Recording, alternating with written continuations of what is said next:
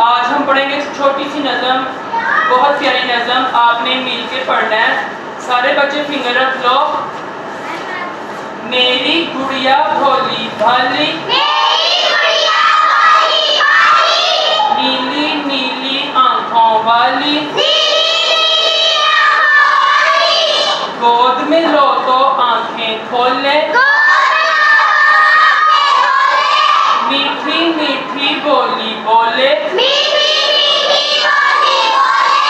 गोद से उतरे चुप हो जाए,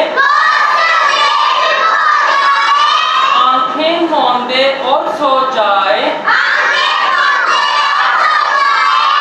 मुझसे खेले आंख मचोली, मेरी गुड़िया है हम जोली। अच्छा